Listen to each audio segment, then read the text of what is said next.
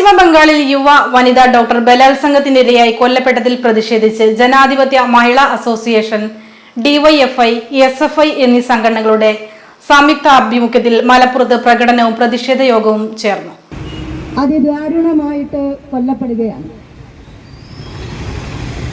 ഇപ്പോ ശ്യാം ഇവിടെ സൂചിപ്പിച്ച ഒട്ടേറെ കാര്യങ്ങൾ നമ്മുടെ മുന്നിലുണ്ട്. ഒരു പ്രതിയെയാണ് അറസ്റ്റ് ചെയ്തത്. ആരാണ് പ്രതി എന്നറിയണ്ടേ? കൽക്കത്തയിലെ പോലീസുകാരുടെ കൂട്ടത്തിൽ സിവിൽ പോലീസുകാരുണ്ട്. സിവിൽ പോലീസുകാരായി തെരഞ്ഞെടുക്കുന്നത് മമതാ ബാനർജി ബംഗാളിന്റെ മുഖ്യമന്ത്രിയായതിനു ശേഷം. ജൂബിലി റോഡിൽ നിന്നും ആരംഭിച്ച പ്രകടനം നഗരം ചുറ്റി കുന്നുമല്ലി സമാപിച്ചു. തുറന്നു തീർന്ന പ്രതിഷേധ യോഗം ജനാധിപത്യ മഹിളാ അസോസിയേഷൻ കേന്ദ്ര കമ്മിറ്റി അംഗം KP സുമതി ഉദ്ഘാടനം ചെയ്തു. SFI ജില്ലാ പ്രസിഡന്റ് K ഹരിമൻ അധ്യക്ഷനായിരുന്നു. ഡിവൈഎഫ്ഐ ജില്ലാ secretary Shyam K Prasad, president Shabeer, മഹിളാ അസോസിയേഷൻ സംസ്ഥാന കമ്മിറ്റി അംഗം P ജിജി, P ഷഹർബാൻ എന്നിവർ സംസാരിച്ചു.